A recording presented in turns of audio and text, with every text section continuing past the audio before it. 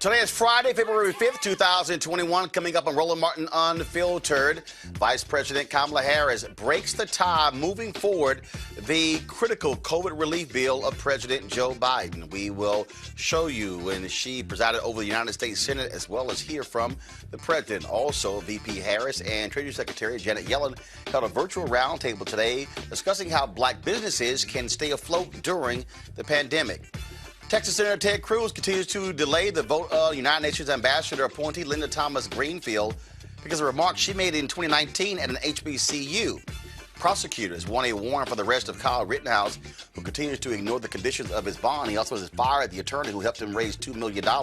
Country Star Morgan Wallen has been suspended indefinitely from his label after his neighbor recorded him shouting the N-word. And also, the New York Fire Department fired Deputy Inspector James Kobel for posting hundreds of racist and sexist statements on an online message board. We'll also show you a deputy's, first of all, who committed suicide. Man, a brother left this really sad note. Plus, there's going to be a public viewing held for Cicely Tyson. And we'll talk with two of the co-authors who co-wrote a book about black history. It is time to bring the funk on Roland Martin Unfiltered. Let's go.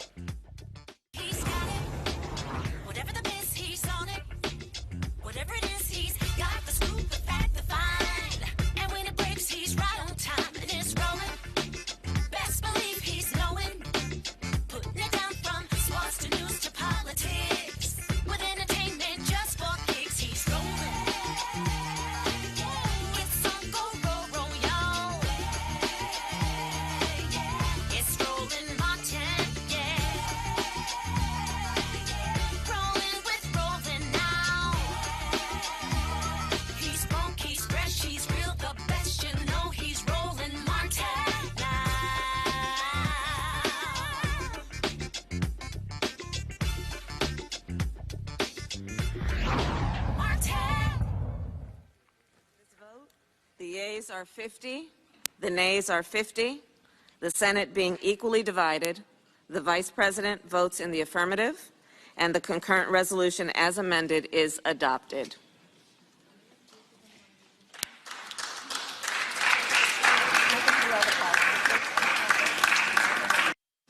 With that, the COVID relief bill moves forward. Vice President Kamala Harris broke that tie early this morning after Republicans offered nearly 800 amendments trying to slow this process down. This particular bill, of course, would grant the relief necessary to a variety of Americans.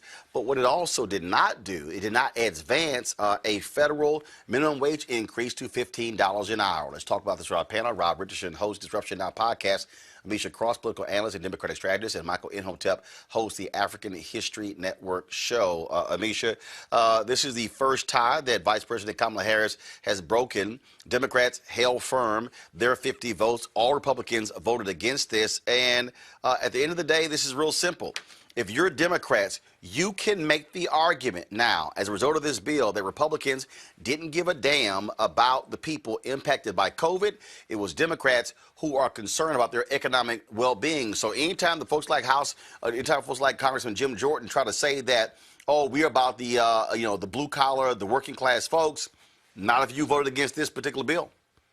You're absolutely right, Roland. And Democrats can, will, and should do exactly that. And I think we're going to see it because there was absolutely no reason for Republicans to vote against this bill. This is a bill that would advance those $1,200 checks that people need so desperately across America. This is a bill that would extend unemployment benefits, which expire in March. This is a bill that provides funding to states and localities to be able to advance what we've seen in terms of the expansion of how many people can get vaccines and the allocations therein. And it just seems crazy to me that Republicans have gone and continue to try to obstruct some more, while the American people are literally begging. More and more people are losing their jobs every day. There's people who can't feed their children. And this is just a very hard time for the American public. But I will say this, in terms of Vice President Kamala Harris, this is the best first vote that she could have cast, because this tie-breaking vote here makes a huge difference, because for her, you know, she will always be able to go back and say she fought for the American people, and she fought for the American people when Republicans would not. And I think that that's something that she can hang her hat on. And to your point, once more, at the end of the day, Democrats from now throughout the midterms and beyond are going to continue telling Americans exactly what they did. They fought for you when the Republicans wouldn't. And Republicans are going to have to come up with an answer to why they could not and why they would not. Republicans want to cut the size of this COVID bill. This is President Joe Biden speaking to reporters before he left to go home to Wilmington, Delaware. Thank you for your patience. We had a very good but long meeting with the chairpersons of the House of Representatives in the Oval, and it went a little longer, but it went very well. Thank you all for being here.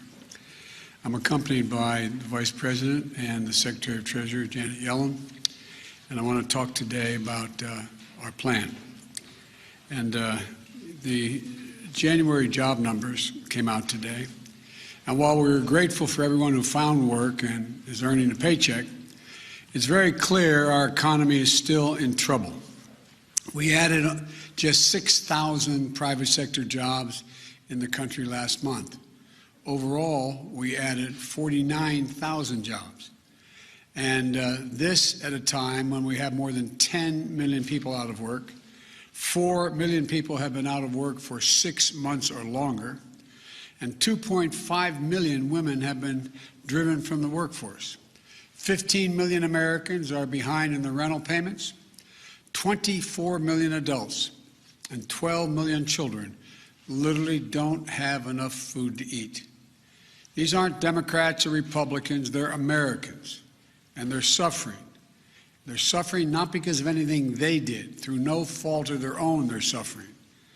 Once-in-a-century virus has decimated our economy, and it's still wreaking havoc on our economy today. And so much of it is still about the virus. We're still in the teeth of this pandemic. In fact, January was the single deadliest month of the whole pandemic. We lost nearly 100,000 lives. I know some in Congress think we've already done enough to deal with the crisis in the country. Others think that things are getting better and we can afford to sit back and either do little or do nothing at all. That's not what I see.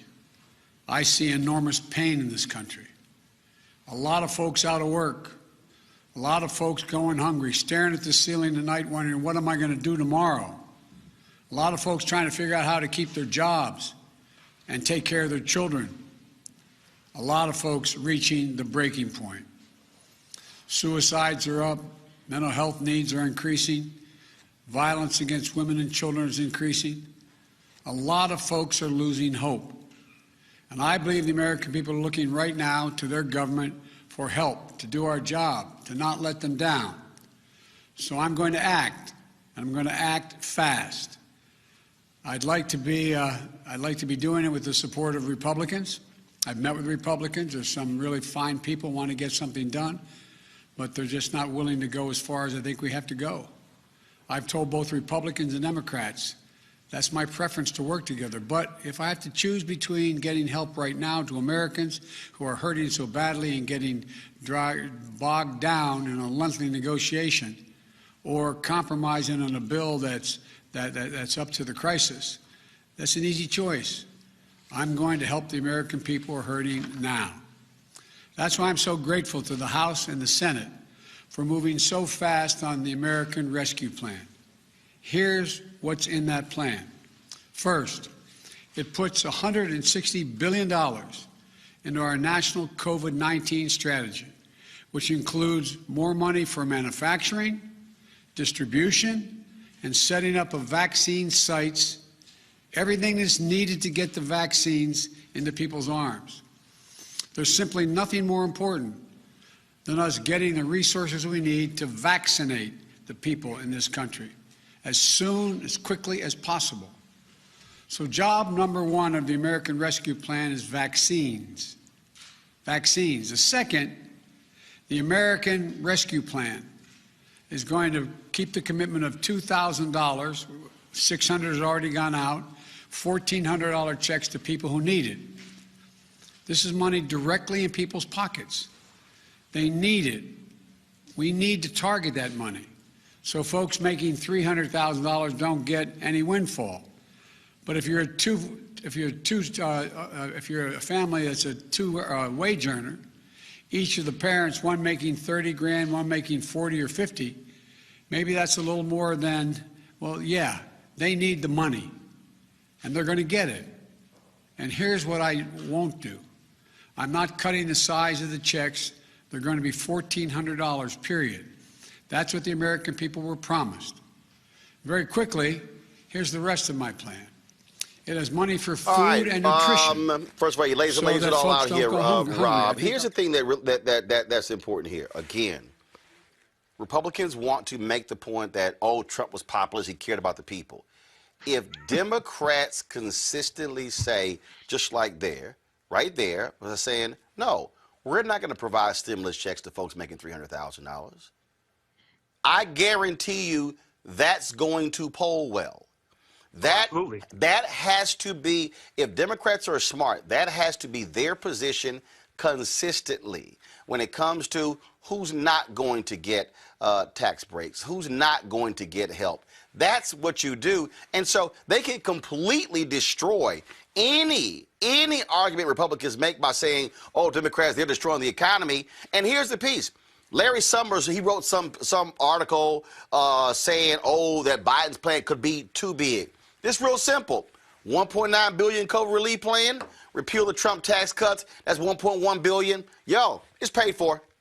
Yeah, I mean, call it a day. Look, it's nice to hear a president talk in a normal way where it's not a bunch of drama. So I just want to say that. And I acknowledge the fact that he said, yes, he'd like there to be Republican support. We would all like that to happen. But it's not going to happen. It's never going to happen. They're not going to do it on any bill, so they should get used to this. Every single bill of any substance is going to require 51 votes. It's going to require Vice President Harris to break that vote. And Democrats need to come from that mindset and frame, and just like you said, Roland, they need to frame not only who they're helping and who they're not, but who the Republicans aren't helping. They don't want to help you. They are trying to hurt you. They are hurting the economy. They're not working with you, and they don't want to work for you. They just want to take our country back because that's all they care about is power. And so we got to make sure we're proactive in that message and not wait and expect Republicans to come along. Like we do have to make the attempt, but we don't have to wait on them. And I know we got Joe Manchin, one person who wants to convince Republicans. I know he's in a Republican state, but look, while you're there, get some stuff done for people and hope that they reelect you. Otherwise, nothing else matters because they are not going to work with you. No matter what you do, they're going to find a way to work against you. We know who they are. The thing here, Michael, is the Republican governor of West Virginia was begging for the money. Well, he used to be a Democrat, then he flipped to Republican when Trump was there. Don't be shocked if he flips back to Democrat while Biden is there. And so he made the point they needed the money. Because Republicans did not like this particular bill because they felt that it was too much money for local and state governments, for them bailing them out when they really only wanted to target those blue cities, those blue states. Again, if Democrats are smart, every move you make is all about how you are helping those who make less than $200,000 or $300,000 a year. If you are a family out there and you're making 30, 40, 50, 60, 70 grand, trust me, you don't give a damn about somebody making five times as much money as you, who all of a sudden it says, well, what about us? Trust me, if you're making combined 300 grand a year, you're doing fine compared to most Americans. Yeah, for the most part, that's true, Roland. And it's interesting you mentioned some of the governors because you're going to have a lot. I think you're going to have a lot of Republican governors. They have a lot of poor white people in their states who need this money. And the other thing is blue-leaning states or Democratic states contribute more each year to the federal taxpayer pot than red states, than Republican states. And this is something that Governor Cuomo of New York pointed out a few months ago to Moscow Mitch McConnell, who's in a very poor state, Kentucky, Mitch McConnell. So I think what they're doing is a really good strategy to push this. I think you may have, like in the House, you may have a handful, maybe some of those 11 Republicans that voted to strip Marjorie Taylor Greene of her committee assignments. You may have a handful of that, but we can't wait. And it's extremely important for them to connect these policies to the economy and to the economic conditions of individuals. The reason why is because 2022 midterm elections are right around the corner. And as the Guardian.com pointed out, and I've dealt with on my show and you've dealt with on your show, Republicans in state legislatures across the country have introduced 106 bills to make it harder to vote, especially for African Americans and Latinos, et cetera. So we have to make a clear connection between these policies in Washington, D.C. and the economic conditions down on Main Street. And again, hopefully you will have an administration that actually says, let's put the money where there is most in need. Today, Vice President Harris, as well as Treasury Secretary Janet Yellen, sat down with black business leaders to talk about this very issue. Here's some of that one-hour discussion. This is February. It is Black History Month, but I think as we all are concerned, Black History Month is every month. And so this conversation is not only for today, it is part of an ongoing conversation we intend to have with you as the leaders that you are. And when we look at our black businesses in our country, they range. We are talking about software companies. We're talking about healthcare companies. Yes, we're also talking about the beauty shop and the barber shop, but we are also talking about healthcare. We are also talking about childcare. We're also talking about manufacturing. Because black businesses, of course, are engaged in the business of keeping America running. And so in every sector, these businesses are present. And that is how we think of then the role that you play, but also our responsibility to support you in all of those sectors. And during this pandemic, as the Secretary has said, this has been rough. We have all seen estimates that as many as 40 to 50% of black businesses have closed, perhaps permanently. Nationally, we know small businesses, of which the majority of black businesses are, employ 50% of America's workforce, either because that worker is a small business owner or works for a small business. So when we're talking about the impact on the overall economy and country, it's profound. And our research also has shown that in the pandemic, and this is something that is a lived experience for many of you and your members, the PPP program was not accessible to so many of our black-owned businesses. And it had to do with a multitude of issues, which included that those businesses were not necessarily engaged with the big banks, didn't necessarily have the familiar or the consistent relationship, if not any relationship, with a banker who could then call somebody up and say, Miss Smith, this thing is coming down and this is how you apply for it. But what we know is those relationships do exist. And so for whom those relationships are intact, they got the benefit, and for whom those relationships are not intact, they did not get the benefit of the PPP. So the President and I, together with the Secretary, have been looking at how we can do better, knowing the mistakes that were made, and improve on what we need to do to bring relief to the businesses of our country to help our economy grow. So we are thinking of it in two ways as a general matter.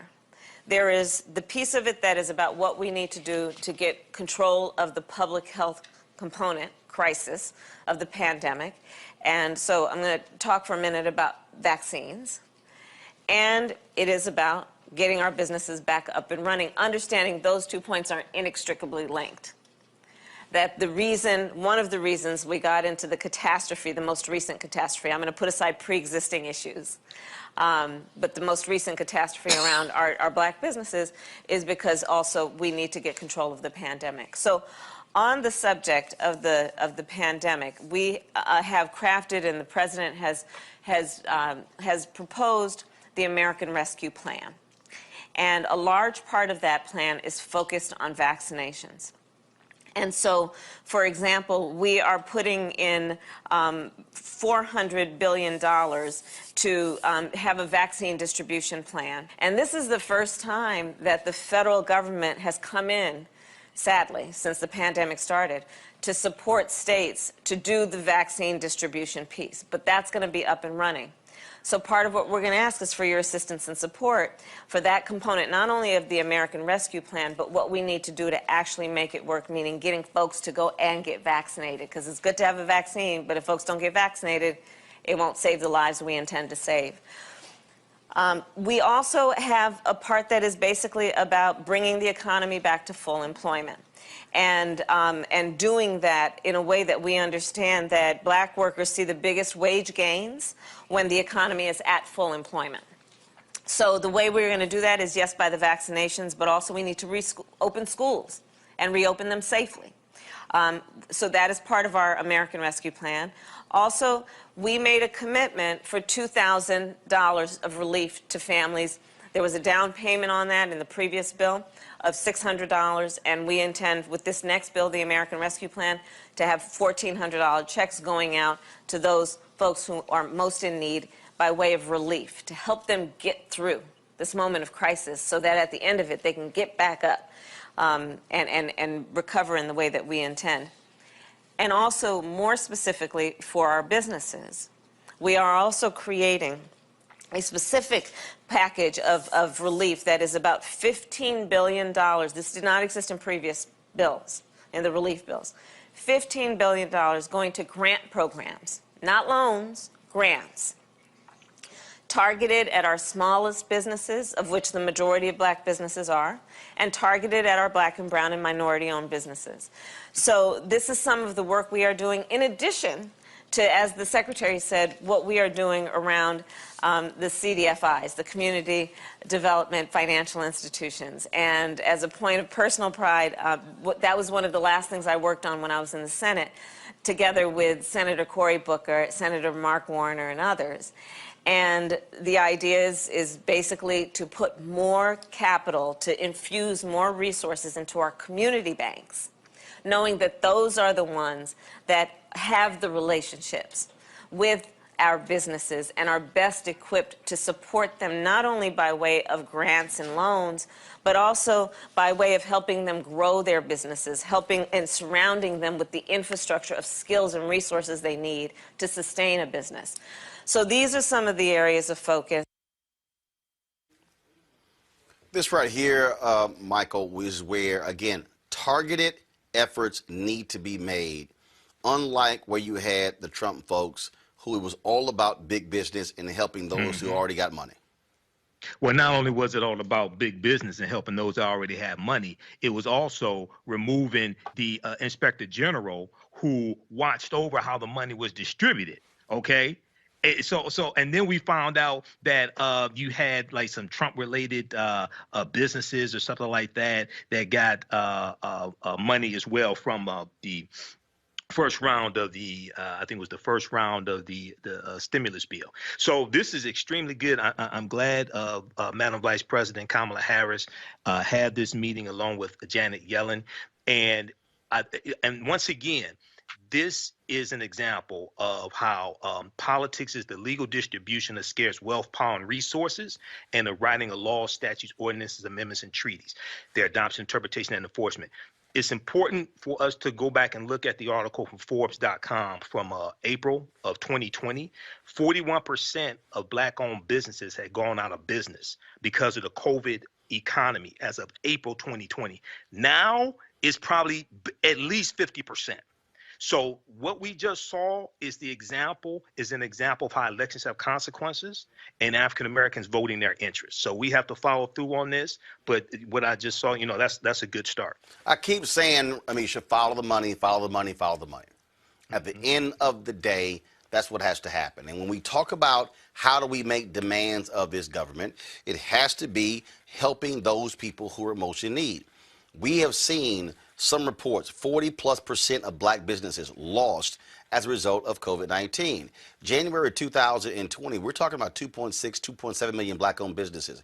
You lose 40% of those businesses, we're now talking about a massive, massive number.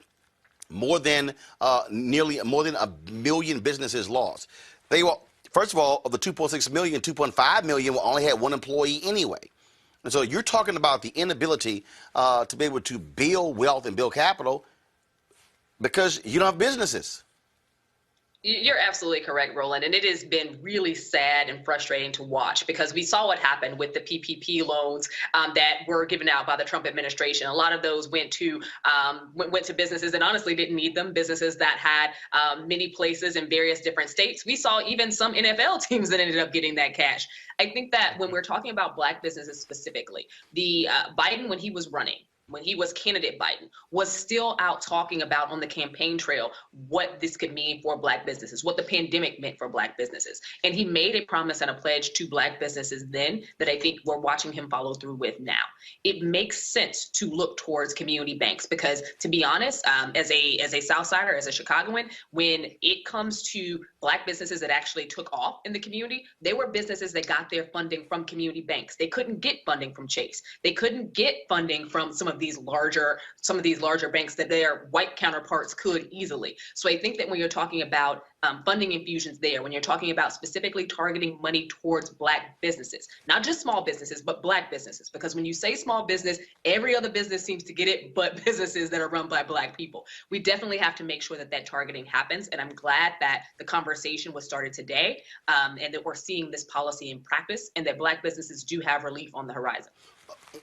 One of the things I keep talking about, Rob, is how we are to attack the needs when it comes to the federal government.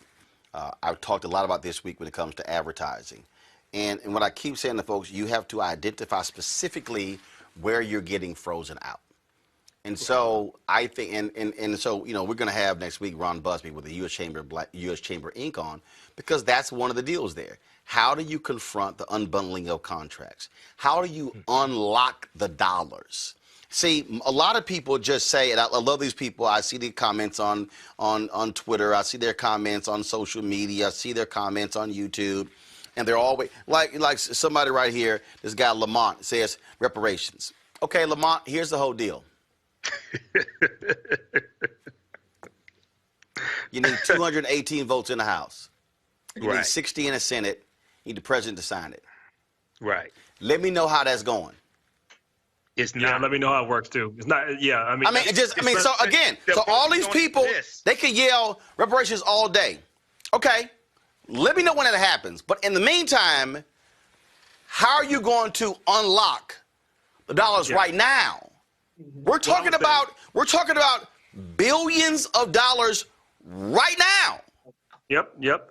Well, there are some things that can be done. As I've seen my mother struggle through this process. She has her own accounting firm, and I see how it works even on the local level. As Amisha alluded, the problem is a lot of the problem is that how they define a small business. How they define a small business is a huge business under the federal government guidelines. The federal government guideline is 500 employees or less is a small business. You got 500 employees. You are a big business compared to most businesses, right? But they are comparing small businesses compared to multinational corporations, which is a problem with how they even do the program.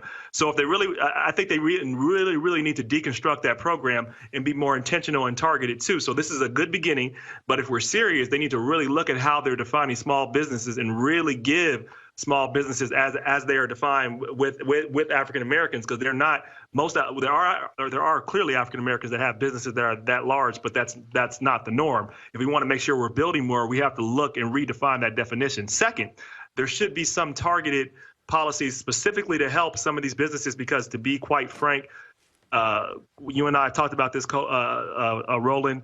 COVID-19 has been an accelerator of trends. Some of these businesses are not coming back. So therefore, we have to look, how can we help transition them to make sure they can get into an emerging technology business or something like or something like that in an emerging field. That is where I think the government should and can be focused, but we need to be more innovative in how we really look at this and change some of these policies. Again, I want our folks to understand how you go after the money. That means that you're going to have to be very clear, and also how the money flows in terms of who does it go to from the federal entity, and then who do they give it to, who's the person who's supposed to be distributing it, what's their track record. See, all of those different things, that's how we have to be targeting these dollars. President Joe Biden does not have his United Nations ambassador yet because Senator Ted Cruz has been an ass.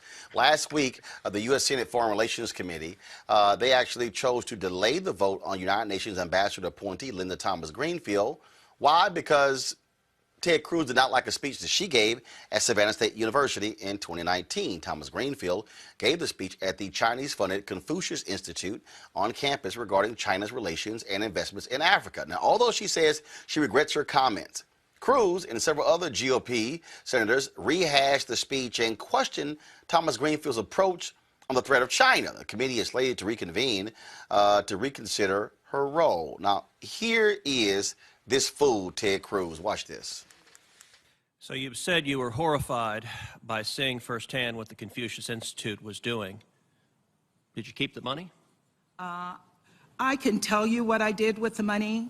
I give a tremendous amount of my very meager resources to humanitarian efforts. And so you did keep the money, though? You didn't give it back? I did. I did not give it back. It was not from the Confucius Institute. It was from Savannah State University. Now, you also described, you said you've spoken out against China's abusive practices. Perhaps you have elsewhere, but I can tell you I'm holding the speech you gave at the Confucius Institute, and I can't find a single word of criticism in this speech. This speech is cheerleading for the Chinese Communist Party. You praise the Belt and Road Initiative. You praise their entrapping developing countries in debt bondage. And you say the United States should follow China's model. Is it the role of America's UN ambassador to be cheering on the Chinese Communist Party at the expense of the developing world and at the expense of America? Senator, it was not my intention, nor do I think that I cheered on the Chinese Communist Party. What I recommended in that speech is that Africans need to open their eyes on how they deal with the Chinese. And I would like to see the United States government do more in Africa to compete with My final question, did you have even a word of criticism about the Chinese Communist Party, about its murders, about its tortures, about its concentration camps, about its genocide? Did you have even a word of criticism in the speech you gave at the Confucius Institute? I spoke about human rights there. That's the speech, but you don't see my other engagements with students who ask questions that I answered frankly. And I don't ignore human rights. I talk about the fact that Africans like our But in the values. speech, did you address human rights? I did. Human rights is referred to as something that we promote in the United States. What did you say about human rights in the that speech? are our values. What did you say? I mean, in my discussions with Africans. But the I speech didn't appreciate have what you're saying. I'm not denying this. As I said, I regret this. This is one speech in my 35-year career, and I do regret that speech. But if you look at what I have done prior to that, there is no question that I understand. I am not at all naive about what the Chinese are doing, and I have called them out on a regular basis, including today. Thank you. Senator Cory Booker of New Jersey did not quite like Ted Cruz keep harping on this speech at a HBCU, and he had her back. So good to see you here today. I watched the whole hearing on my television in my office, and was really appreciative with generous spirit on both sides of the aisle and the substance of the question. I did hear one colleague, though, refer to Biden administration's nominees as embracing China. I think that was the exact wording. And I found that just patently unfair and untrue. And then I heard one speech being taken in a way that was patently offensive to me at a moment that we just had a siege on the Capitol. And I would actually say that of all the members here of this committee, there's not one that doesn't have something in a speech in their past that they regret doing, as this person has said, especially at a time that we see people whipped up to storm a Capitol and the perpetuation of baseless lies that an election that was won by 7 million votes was a fraud.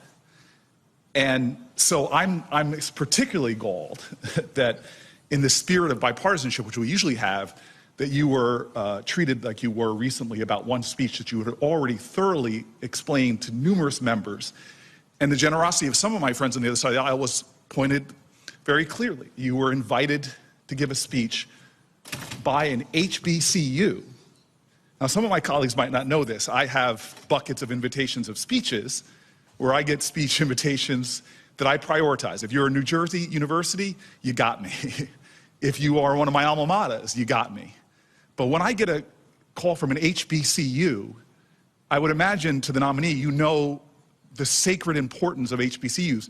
You know that they are the #1 producer in America of black generals, #1 producer in America of black doctors, #1 producer in America of black professors, PhDs, and so forth. In fact, if there is a hope for this country ever to reach equality in all the ranks of all the professions, would you agree with me that the HBCUs are still that hope? Without a doubt, Senator. Thank you very much. Yes, and as a person who has 2 generations before me going to HBCUs, the fact that you accepted an invitation from a black college to give a speech, to me, shows that you have the right priority list, because I will tell you this, our State Department ranks are woefully lacking in African Americans. When I travel the globe and visit embassies, they are woefully lacking. We are now at a period where we've had a black vice president, first woman as well, first woman treasurer. You are one of the generations of women that are breaking down barriers and showing the way for women and African Americans. I imagine your commitment to continue to do that is the same, yes?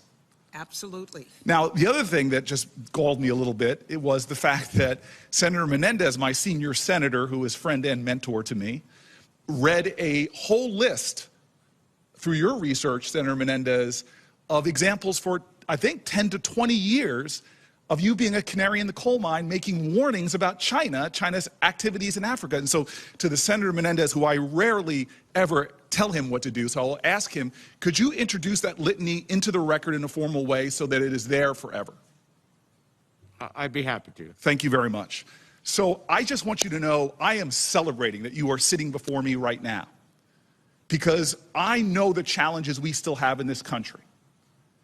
And I watched after George Floyd was savagely murdered, how it wasn't just all 50 states of America that came out and protested, but we saw other nations, right?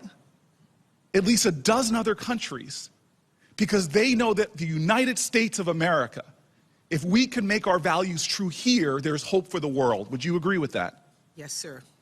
So I have 30 seconds left, and I apologize for using all my time, but I just want you to know, for my ancestors, for communities of color all around the world who wonder if this nation will ever achieve itself, will ever get to a point where we can be a country where we celebrate the richness of our diversity, not just in words, but in positions of leadership, where we achieve our potential, as past generations saw when they brought hidden figures out of the shadows and sat them together with NASA astronauts and literally defied gravity. That you today, sitting in that seat, are a reason to rejoice. And your record is unapproachable in your patriotism to this country under Democratic and Republican administrations. I thank you, I celebrate you, and I will submit my questions for the record in hopes that you will give me that response. I yield to you, Mr. Chairman. Thank you. So,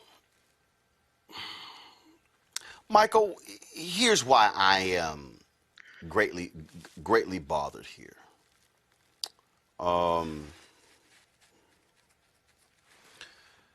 The first thing is, the Americans love to talk smack about China and how we're so concerned about what China is doing in Africa. And Thomas-Greenfield said, I would like to see America do more. I remember when Hillary Clinton was Secretary of State, and she was cautioning African nations about accepting money for investment for China. And I'm sitting here going, well, it ain't like the United States is coming to the table. with $100 billion for Chinese nations. Now, let me be real clear. I am not defending how the Chinese, in many cases, have raped African nations. Right. But when other countries are coming with nothing, you're basically saying to African nations, hey, y'all on your own. They're going to cut those deals with China. And so, Cruz, show me where you want to putting a bill forth for the United States to invest in African nations. It's not going to happen, Michael. I don't think Ted Cruz is doing that, and I think Ted Cruz is just trying to be an obstructionist. Okay, I think he's just trying to be an obstructionist. But you know, is not. See, Ted Cruz is a very interesting but unlikable person at the same time, because this is the guy who more unlikable than he is. Insulted his wife. Donald Trump insulted his wife, right? But then Ted Cruz continues to carry Donald Trump's water. And Ted Cruz was at the Stop the Steal rally January 6th inciting the insurrectionists. He was there. So, you know, I'm glad you showed Senator Cory Booker putting everything into context. And really, it was a underhanded backhand slap at Ted Cruz also what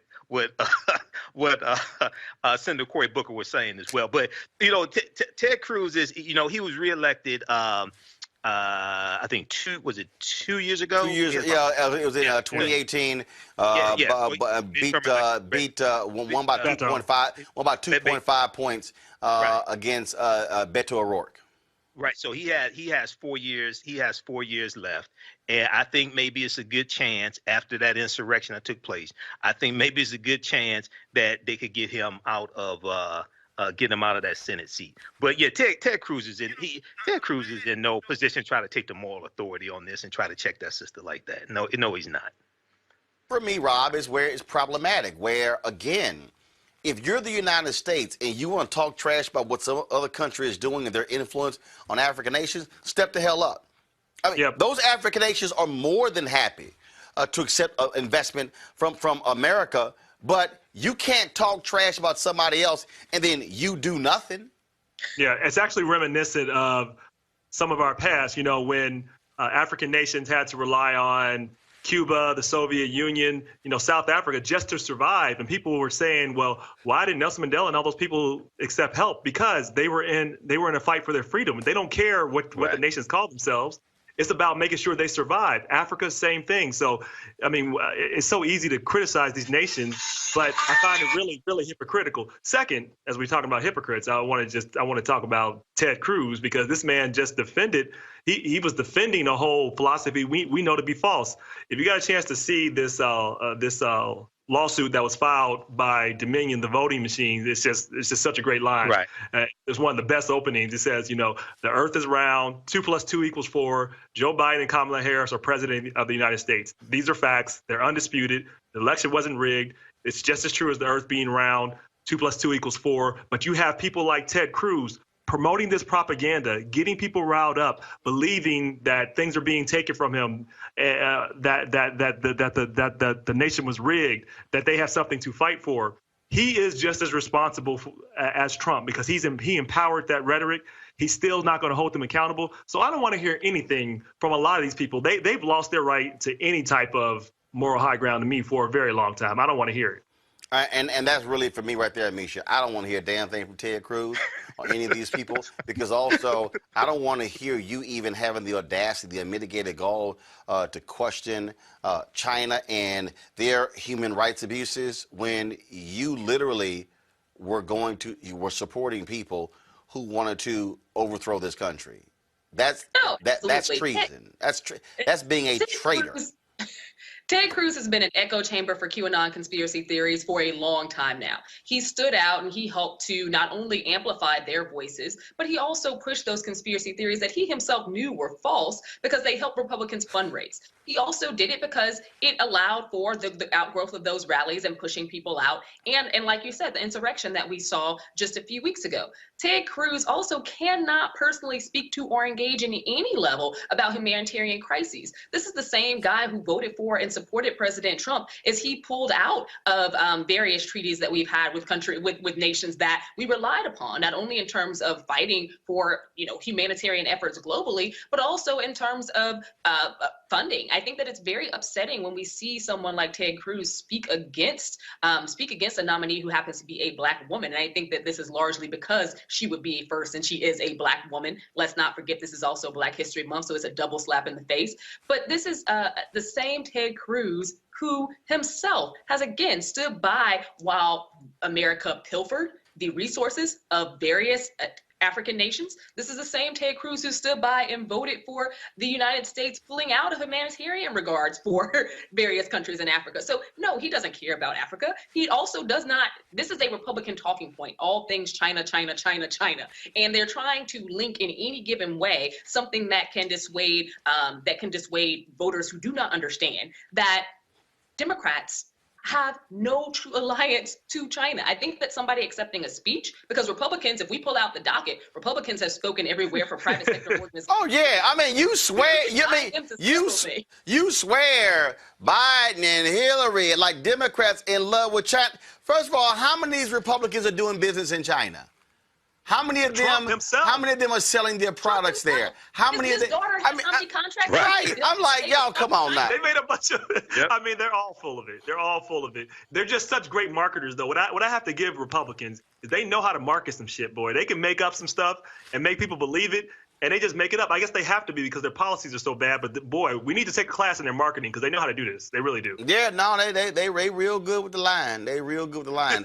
All right, y'all, let's talk about the white supremacist, this fool Kyle Rittenhouse, which is kind of weird. Prosecutors asked the judge for a new arrest warrant for Rittenhouse because he violated his bail conditions. Rittenhouse, who was charged with killing 2 people and injuring another during a protest last August in Kenosha, Wisconsin, moved locations without alerting the court. Mark Richards, the teen's lawyer, filed a counter motion on Wednesday, stating that Rittenhouse had no choice but to move due to receiving death threats. Richards stated he offered to give prosecutors the teen's safe house address. However, they would have had to vow to keep the address a secret. Prosecutors refused to do so and are now asking that Rittenhouse's bail be set at $200,000. Am I the only one?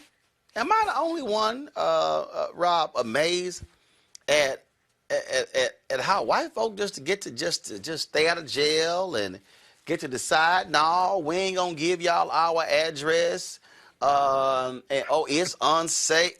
Like, really? Yeah. You just walk in front of a Capitol building that's guarded and just say, "Oh, y'all come in." I mean, this is definitely a different level of privilege, and this is what we mean by privilege, because some people act like they're confused. Like, if a black man shot 2 people with a semi-automatic weapon on tape and killed them for no reason, he would be in jail right now and he wouldn't be getting out. End of story. Like, this is only true if you're a white man in America. And only because people want to have some sympathy and empathy for what happened to them and try to justify this. He killed black people, crossed state lines because he wanted to go promote hate, because he works for, not what he works for, he associates with white supremacists. He belongs in jail. He has no business being out here. Hopefully he will get in jail and be held accountable. But there's just a whole other level of privilege in this country if you're white, clearly. Just reminds me of Misha, the woman who was one of the January 6 people, went to the court and asked him, hey, there's a bond, my company has a bonding retreat in Mexico. Can I get to leave the country and go to that? I'll come back. But that's what this sounds like. Oh, he's getting death threats, so therefore we need to keep his address a secret. Really? Really, he gets special conditions? So from the moment that Kyle Rittenhouse actually was arrested, he's gotten special conditions. This is a guy who should have never gotten out on bail to begin with. One, he was always a flight risk. His co-conspirators, these individuals who supported him, QAnon folk and the like, were able to raise millions of dollars for him. He was always a flight risk. This is a guy who traveled across state lines with an illegal gun. Mind you, it wasn't his gun. He wasn't even old enough to have a gun. And he committed murder. Not only was he allowed to drive back home, meanwhile walking past officers with blood on his shoes, carrying a weapon with the capacity of multiple rounds after shooting someone, he goes to jail. And then he makes bail because they don't figure somehow he's a flight risk. I don't know how. And then guess what? He leaves. He's no longer in the location that he was initially assigned to. The issue here is also that in so leaving, this was a conversation that was held with police officers. They knew the whole time that this kid was planning on running. And at the end of the day, I think that there have been so many ways that the justice system has gone wrong in this case, and it's protected this guy who we knew was a white supremacist, who we knew had QAnon conspiracy theories all up in his head, who we knew went on social media and talked about what he was going to do and the types of things that he hated, including Black Lives Matter and any freedom for Black people. He was the type of guy who had been radicalized into terrorism. That's what he is, and he should have been locked up. And it's very frustrating to see that they allow him to slip through their fingers because honestly, they weren't trying to do anything. They didn't consider him a criminal. Michael, was it trippy as the attorney says, oh, a high-ranking cop told us to do this? I want to know the name of the high-ranking cop. And was that high-ranking cop at the January 6th stop the steal insurrection at the U.S. Capitol building? But it's important. Earlier in the segment, you show Madam Vice President Kamala Harris, who said this is Black History Month. But it's important for us to understand that Black History Month occurs during White Privilege Year. Okay, and this is what we're seeing right here. All right, we're seeing this is the height of white privilege once again, where you just get to make up your own rules as you go along. Okay, so I hope they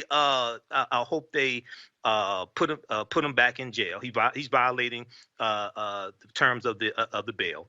I hope they put him back in jail, revoke his bail, and we'll see what happens with this. But once again, this is white privilege once again, and they're making up the rules as they go along. Oh, and the other thing is, Roland, in this article here, it's important people to know that assault rifle that he got, reportedly, it was purchased with stimulus check money.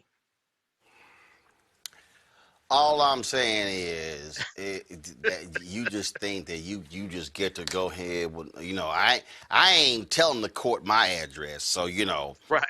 If y'all want it, you got to keep it private. Everything else public record. Yeah. But no, y'all want the address, you got to go ahead and I'm telling these folks, hey, I'm telling you, y'all. Hey, Trump has them believing they have all types of power. And bro. They believe it. Hey, man, these folks are straight tripping. All right, y'all. So country music star Morgan Wallen has been suspended indefinitely from his label after his neighbor recorded him shouting the N-word as he was coming home from a night out in Nashville. Wallen has apologized and taken responsibility. However, the fallout has been significant. Radio stations have removed the music from their playlists, and the country music industry has denounced him.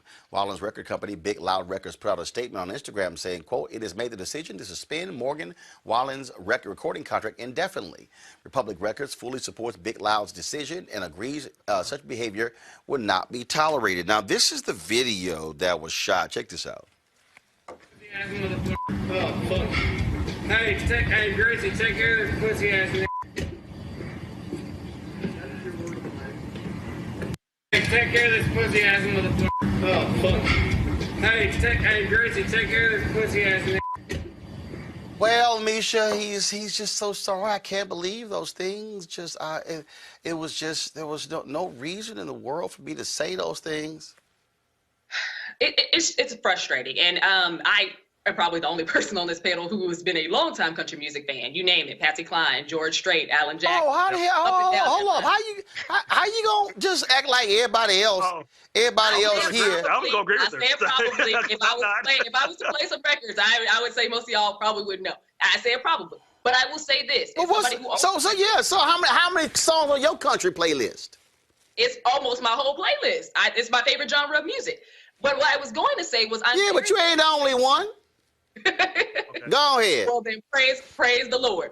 The issue here that is problematic is that this isn't Wallen's first time doing it. So as much credit as some people are giving country music right now, it does not deserve it. Wallen has been known to use the N-word. He is known to be offensive. And in country music, when we have Black artists like Darius Rucker, like Mickey Guyton, like Charlie Pride, Lord rest his soul, and country music itself has long denigrated Black people, pushed away Black talent, hasn't necessarily listened to the cries lives of Black people, when they talked about people like this guy using the N-word, when they talked about it being it's an open secret. This is the first time he got caught up, and it's the first time he got caught up because after the line that was walked by country music and country music awards and things post the George Floyd protest last year, they made it a loud and proud claim that they were going to do so much to invest in and to make sure that a lot of the racism that was inherent in their industry, that they were going to try to root out. So I'm not going to give them a huge amount of credit here because this guy has said this multiple times before. I am glad that there has been a huge pushback against him, particularly because he was one of the #1 artists of 2020 for country music. So he stood to make billions this year, billions with a B, because he was one of the most streamed and he was the one who had some of the most album sales. So I think it's a huge thing that not only is he not on country music platforms, he's not on radio, they've also pulled him from all streaming platforms. That is huge for country music, and it says a lot to other artists who are known to say similar things, who right now are counting their chickens and knowing how to keep their mouth shut. In fact, this is what said here in this story here. iHeartMedia, Cumulus, and Intercom have pulled his music. His tunes have been yanked from Spotify's Hot Country Songs and Apple Music's Today's Country playlist. He's been barred from this year's Academy of Country Music Awards. But this is the headline, though, on this particular story. Morgan Wallen's sales skyrocket after racial slur, Michael. Sales are up 339%.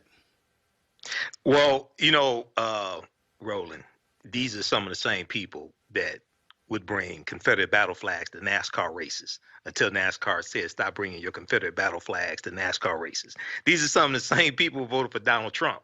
These are some of the same people who were at the insurrection January 6th, the Stop the Steal rally. These are some of the same people who in Georgia voted for the crazy QAnon lady, Marjorie Taylor Greene. So you've talked about before how country is nothing more than the white folks blues. Right. And this is you're dealing with, so you have a lot of white supremacists who are upset with what happened in Georgia with the Senate races in Georgia, who are upset that Kamala Harris is vice president, upset that Joe Biden won, by 7 million plus votes. And they're some of the same people who will use some of the same language that Wayland has used. So they're financially rewarding him, just like you have white supremacists who are financially rewarded, just like Kyle Rittenhouse. Ricky Schroeder helped raise part of the $2 million along with the MyPillow guy, who's up here spouting more conspiracy theories on Newsmax, and Newsmax is trying to shut them down because they already got like a cease and desist order from Dominion Voting Systems. So it's more. Black History Month occurs during white privilege year, so we just had to keep that in mind. This is the paragraph here, Rob. On February 2nd, TMZ shared footage of an intoxicated Wallen shouting in his driveway and using the N-word. That day, the story was widely disseminated. He sold 5,000 total units, about 1,000 of which were copies of his recent release, Dangerous, the double album. Those numbers may have kept Dangerous on pace to be the #1 album in the country for a 4th week in a row. But on February 3rd, as the backlash grew, he sold a staggering 7,000 albums and 22,500 total units. As the article says, it's disgusting, if not exactly surprising. Racism has been lucrative for centuries. Yeah, it has been. And there is this, you're seeing this narrative play out, particularly on right-wing media, that like our voices are being denied, they're censoring us. Mm-hmm. No, we're not standing for racism. And if you call that censoring, you can call it what you want to, but we're not going to allow you to get away with it. But they feel as if they're being victimized for saying these things. And I've said this many times. Racist people get more offended when you call them racist than against racism. Like, I want you to be mad about racism. You get mad when people talk about you being a racist. Get mad about racism. Imagine having to go through racism. You being called a racist is not that bad. And I'm sorry if it hurt your feelings. No, I'm not really. Like, we need to learn to really grow up and stop being snowflakes. They talk about, the left as if they're snowflakes. These folks really do seem to be snowflakes. They seem to have a really fragile spirit about things. Like, listen, no, you're not allowed to say the N-word. No, and you should be held accountable. No, you're not allowed to make up things and facts in the world. No, you're not allowed to just say these conspiracies. We're going to hold you accountable. We should. I mean, I make no apologies for that. And you should be canceled. Speaking of racism, the New York Police Department has fired Deputy Inspector James Kobel after an investigation revealed he posted hundreds of racist and sexist statements on an online message board. Between June 2019 and September 2020, Kobel posted more than 500 messages on an online message board used by current and former cops to vent about politics, police matters, and the media. Some of Kobel's messages included comments referring to Bronx District Attorney Darcel Clark as a gap-toothed wild beast, Assembly Speaker Carl Heastie as a savage, and former President Barack Obama as a Muslim savage. On January 11th, Kobel filed for retirement. However, the department fired him before 30 days had passed, the time needed to process his retirement.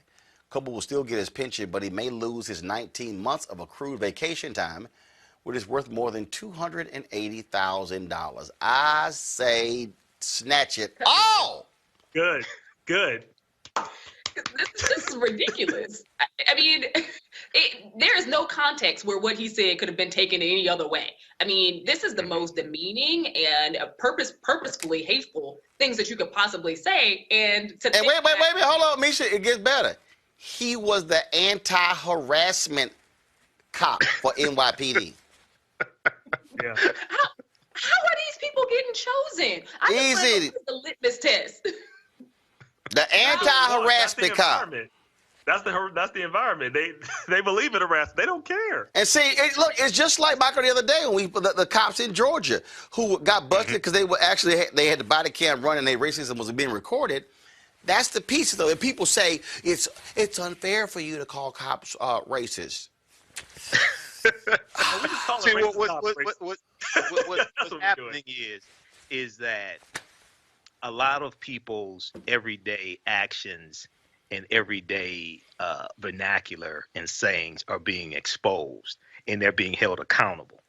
But when you hold white supremacists accountable, then they say you're picking on them. Now, you just talked about fragility, okay, and these white supremacists. Now, Dr. Frances Cress Welsing, who wrote the ISIS papers, and you know that was a brilliant sister. I knew Dr. Welsing. She talked about European white supremacy and racism. But you have people like one of my teachers, Professor Kabahayawatha Kamene, who calls it white fragility because they're really fragile. They're not superior, they're fragile.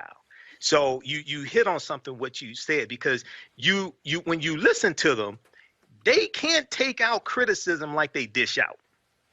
If you look at Marjorie Taylor Greene yesterday, you know, she wasn't crying, but she was crying. She was shedding these virtual white tears. But then today, she was defiant, saying being on the committee was a waste of time. Well, why was your ass on the committee then? Right? Why were you fighting for it? Why were you fighting for it? And why was your ass on 3 committees in the first place? You know, so if you sit back and just analyze this, do a systems analysis, as Dr. Leonard Jeffries would say, do a systems analysis, you would see how really fragile and weak many of these people are, and insecure. A really basic level. Look, when you on social media, it's public record.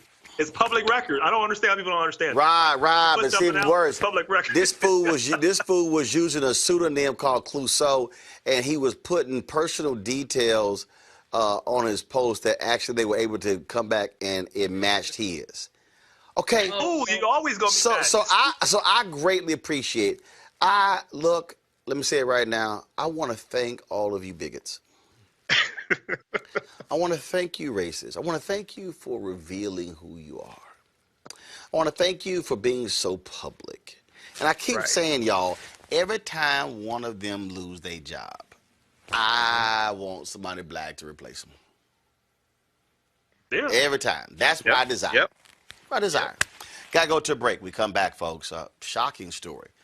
A cop, a black cop, commits suicide because he is angry and sickened by the racism in law enforcement and black folks get killed.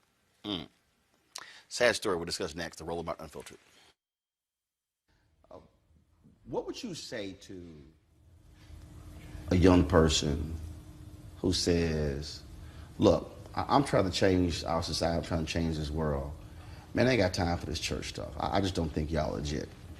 Oh, man. I would say just because you see an artist in music that you don't like, do you stop listening to hip-hop?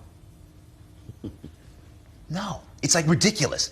You see one artist do something that is what their choice was, has nothing to do with the whole industry or the whole art form of hip-hop. You don't throw out hip-hop.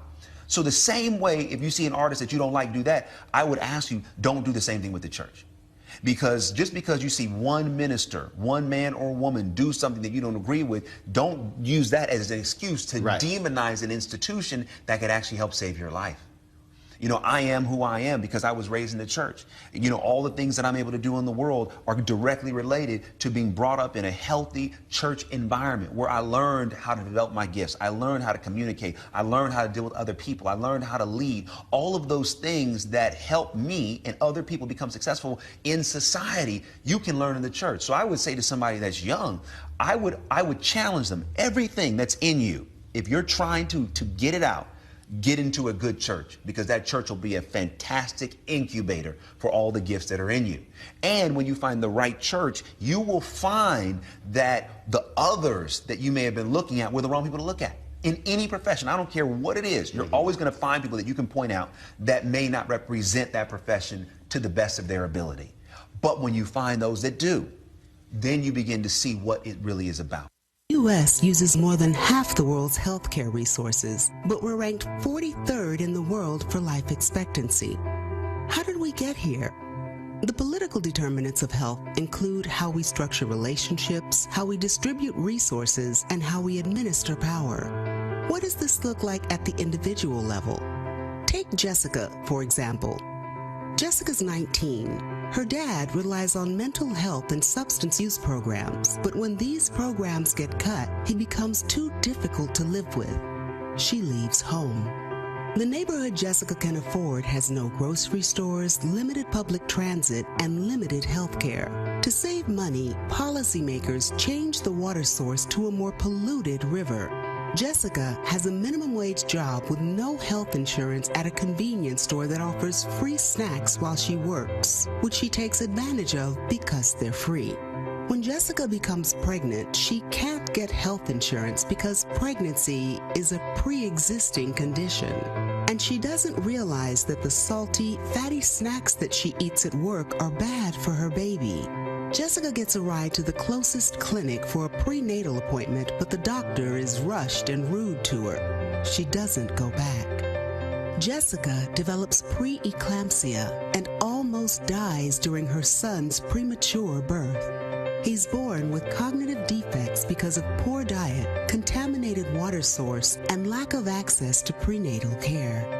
As he grows up, Jessica learns that her school district doesn't have the resources to accommodate her son's special needs. He drops out after 8th grade and will repeat the cycle of poverty. Through Jessica's story, we begin to see how social determinants, environmental determinants, healthcare determinants, and behavioral health determinants take their toll on our lives. And Jessica's story shows us how political determinants supersede personal responsibility. Equity in our policies is a process and an outcome. Change comes when we can identify political champions at all levels and figure out how our most pressing issues align with their policies. For more actionable solutions to close the health gap, read The Political Determinants of Health by Daniel E. Dawes.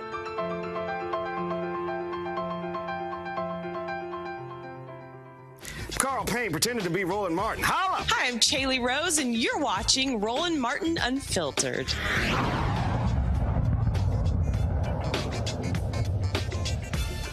A black Lafayette Parish Sheriff's deputy committed suicide after posting videos saying he was done serving a system that didn't care about him or the black community. 43-year-old deputy Clyde Kerr III killed himself in front of his workplace at the Lafayette Parish Sheriff's Office on Monday.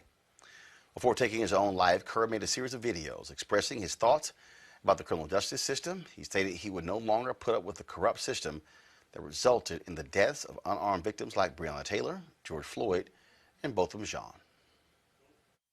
It's January 31st, a little bit after 1:30 last Sunday. So, here's what it is. I was kind of hoping to see the Super Bowl, this one especially, because we got two Purple Knights actually playing against each other. Mr. Tyrann Mathieu and Leonard Fournette. Hope y'all go forth and conquer, and I don't think it's happenstance that everything is going on at this particular time. So I don't know, possibly, maybe if y'all want to, you should. Like I say, take a knee, but you need to figure something out, because this is a moment that can be seized. I think that it should be. So, but yeah, man. I've had enough of all of this nonsense of serving a system that does not give a damn about me or people like me, or just about life in general. And this is my statement. If this isn't something to state that this killing that's going on, especially by the police, which I am, I can't abide by this no more. I'm not having anything to do with this nonsense anymore. Call me what you want, try to discredit me. I have been a stellar deputy in this 5+ years that I've been there. My last email's been sent. It's copied to somebody. I can't be discredited. Never so much as one write-up for maybe some reports being late. None whatsoever. So it can't be said that I was a shammer or anything like that, or I wasn't pulling my weight. And just for contextual purposes, I just want y'all to understand where and what I'm coming from. My entire life has been in service of other people. And it's just dawned on me that this time, as of now, needs to be seized, because you don't really give a damn about us. That is the truth. That is the truth. I've served with a full heart in the military. After that, got back into law enforcement, and you have no idea how hard it is to put a uniform on in this day and age with everything that's going on. None. And listen, y'all entrust me to safeguard your little ones, your small ones, your thing that's most precious to y'all, and I did that well. Y'all trust me with that. I've had security clearances in the military. That's verifiable. If I was untrustworthy, if I was a threat, would they let me guard the U.S. Embassy in Kabul? Which I did. I trained Iraqi police, Afghan national police, and that's not it. But I wouldn't have been put in a position of that if they thought I was a threat. But that has allowed me to see the inner working of things, and this is a demonic system, and it's not anything I can continue to serve and want to be a part of. And this is not right. This is no form of justice. Let's go down the list. Both of them shot in his own apartment. How that work? How does that work? Chilling on his couch. I don't give a damn if he had weed in the apartment. You're going to execute somebody for that? Oh no, y'all are good for that. You break up families for a plant. This war on drugs and this nonsense. But now it's starting to get legal because big pharmaceutical companies stand to make billions off of it, and they paid off the lobbyists, who in turn have started ushering the way it needs to go for them. The countless people who are doing time behind that. How do you even make amends for that? You can't. You can't. This Floyd, man, Brianna, this shit's not right. I'm telling you, it's not. If this feels right to you as a person, then something is wrong with you. This is the furthest thing from right. This is the manner of wickedness that bro. And you're getting away with it. When is enough going to be enough for people? Huh? Seriously. Seriously. Y'all are radicalizing people, and then when they buck and they want to go against the system because it's not for them, you come down on them with a hammer. I can't. I don't understand this. That's a tremendously sad video. Kerr was a military veteran and the father who, in one of his videos, said that he struggled explaining Floyd's death to his son. The Lafayette Police Department and Lafayette community are mourning his loss and are remembering him as an officer who was truly committed to his job. Amisha? It was hard to watch that without crying. And I say that because this man devoted his life, like he said, to helping people. He served honorably in the U.S. military, trained Afghan forces. He's someone who believed in fundamentally strengthening our democracy. He's someone who put in the work. And then he not only saw tragedies coming back here, but he also saw tragedies in his military service. When you're a black man and you have worn a badge, you have put on a military uniform, and you continually see your people being disrespected. You see the people who are supposed to be in charge of protecting them being the ones who gun them down with no recourse. I think that it weighs on you. And seeing this man basically pour his heart out and to know that he is no longer with us, that is extremely heartbreaking. This man had a family. This man put his life on the line for us. And he's watching police across this country just not care about black people and dispense our lives like they don't matter. And he was fed up, and not just fed up enough to quit, but fed up enough to take his own life. That is huge. And I think that it speaks so much to what needs to be done in terms of police reforms, but also the weight that many of our black officers in uniform carry every single day. Michael, this is the thing is the duality of being black and a cop is real, and they have to deal with that. I mean, we've seen numerous stories where black cops have said, "Man, as safe as I am is they said that the most unsafe I am was if I'm undercover." Right. I mean, they said the safest I could be is when I'm wearing the uniform because they're not going to mistake me. And so to listen to in his voice, and you hate the fact that, he didn't just walk away, that he didn't just leave the force and find some other, he took his life. Yeah, it's really a tragedy on multiple levels because we need more officers like him who are doing the right thing, want to do the right thing. And a lot less of the white supremacist officers who reports say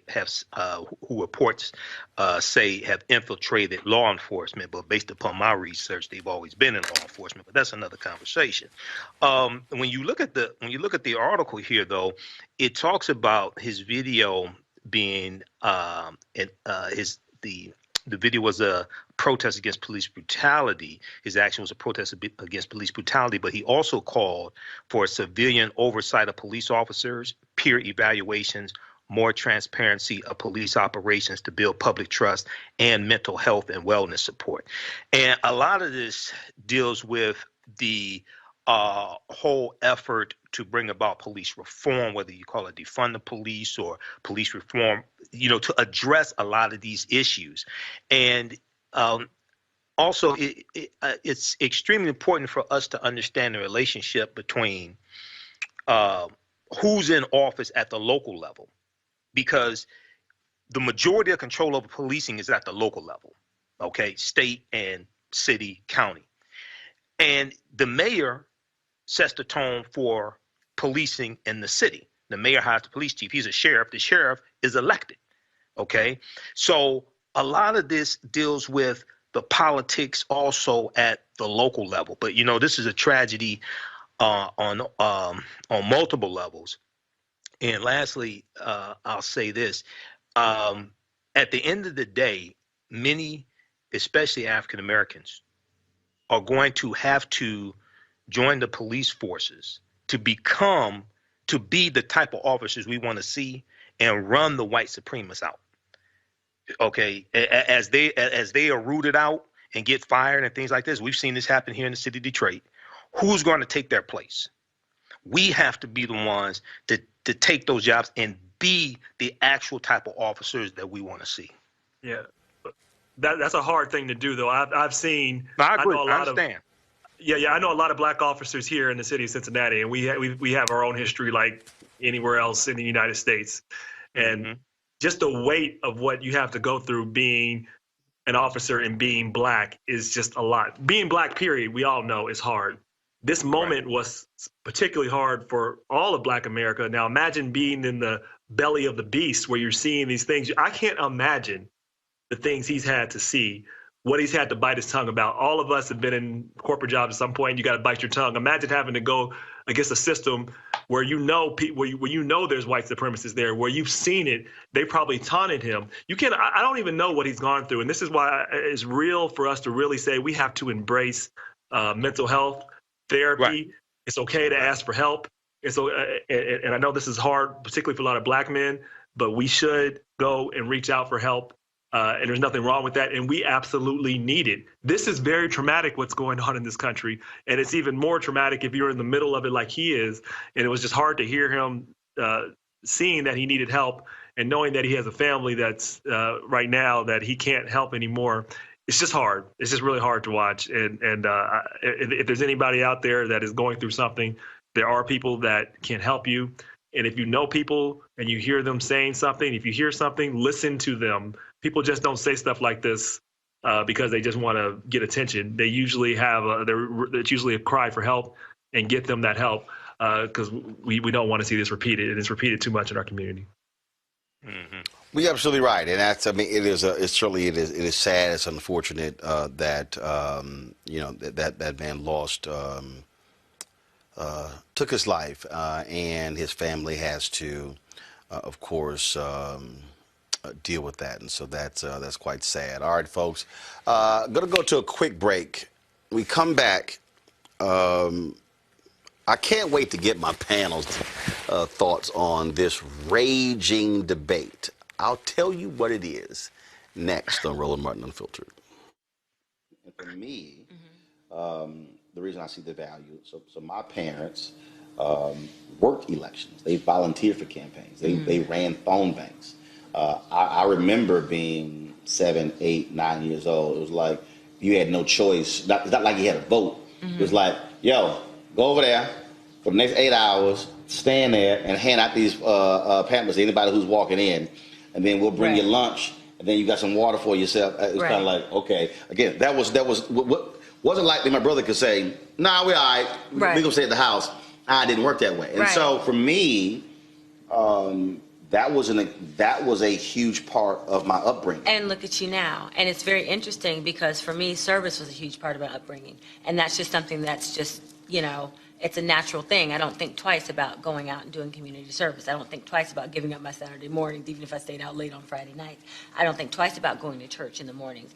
I think that might be even bigger than the civics piece in schools. I mean, I think that at this point, having that in schools at least gives the children the opportunity to go home and ask their parents, so Mom, Dad, what is this?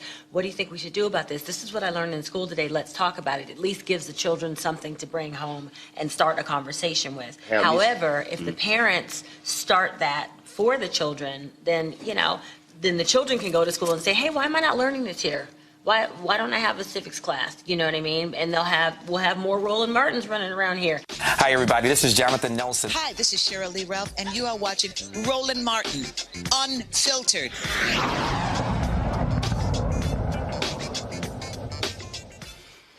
All right, folks, Super Bowl takes place on Sunday, and, it's very interesting to me. Every week of the Super Bowl, the NFL commissioner has a news conference where they address the state of the league. And during this news conference, Roger Goodell talked about how the NFL was just, not happy at all about diversity and how how the owners, how they are committed to having diversity, except they're the ones who hire. I mean, is it a little hard to say that you have a problem and the owners are fully committed to diversifying the head coaching ranks when they're the ones who own the team?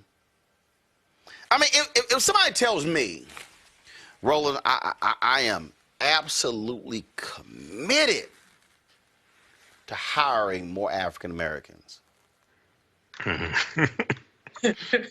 then I go, so why your office all white? And then I asked them, how many people have you hired in the last 6 months? Oh, 20. Ain't none of them been black. So how are you committed to diversity, Rob, when the owners are the ones who do the hiring? Well, just don't lie to me. Just say they don't give a shit. What I'm saying. Next question. They don't give a shit. Next question. You and I are on the same page there.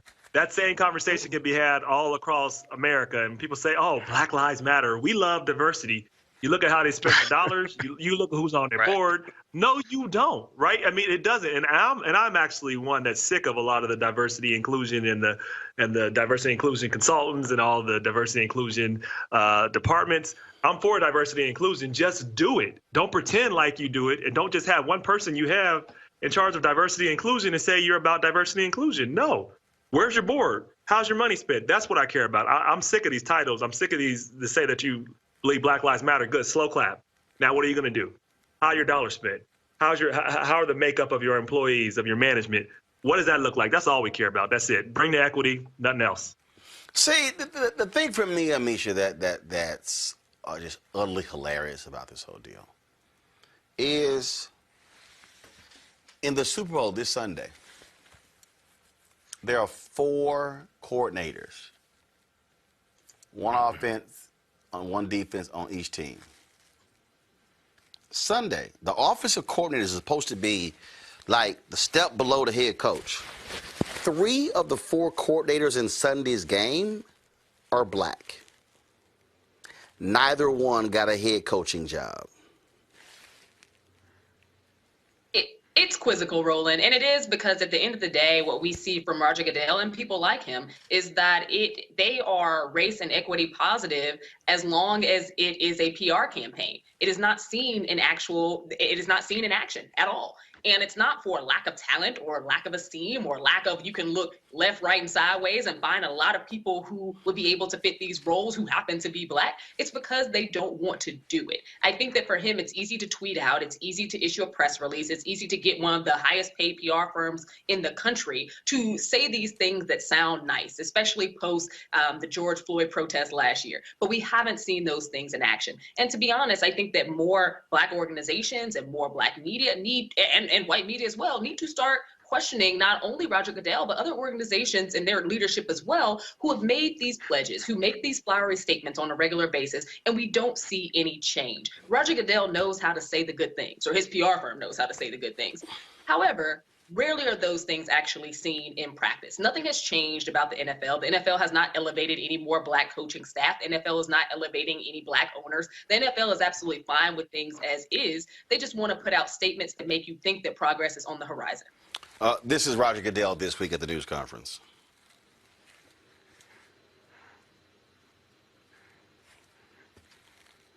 All right, let's see if we can go ahead and get the video to play here. Sorry, 1 second. I'll play that in a second. I mean, I just, again, I just, the big issue for me are these folks who act like we don't have any eyes and we can't actually see what's going on. I mean, we're literally looking at you. This is sort of like, I use this example all the time. Imagine the 4 of us are talking. And no, imagine imagine three of us are talking. Imagine it's me, Rob, and Amisha. And Michael comes up, and Michael says, man, I'm hungry. Woo, I'm hungry. And I go, hey, Amisha and Rob, let's go get something to eat. Michael probably standing there like, I know his ass heard me say I was hungry. Did he? I'm standing right here, and he gonna ask two other people to let's go eat, and I'm standing right here. Mm-hmm. Just go ahead and be straight. I want to say, look at here. We want white boys leading our teams. Okay? Mm-hmm. Y'all are more than welcome to be coordinators. Y'all can be wide receivers coaches. Y'all can be running backs coaches. As long as you don't kneel. We ain't hiring you as head coaches. Just go ahead and be honest with me. I mean, look, the one thing, the difference between a whites-only water fountain and integration, but then you don't hire me, I know exactly where you stand with that water fountain. I ain't got to guess where you stand. It's not hidden. These owners are full of crap. Every single one of them. Every single one of them full of crap. You know, Roland, I don't know if were you coming to me next? Yes, you go ahead. Oh, okay. So, well, you mentioned me being hungry, which I am, but okay, anyway. So, me too. It's interesting that last year, Roger Goodell said that the NFL was wrong about Colin Kaepernick and his protest. He came out and admitted it. You all remember that? He said, Colin Kaepernick was correct, right?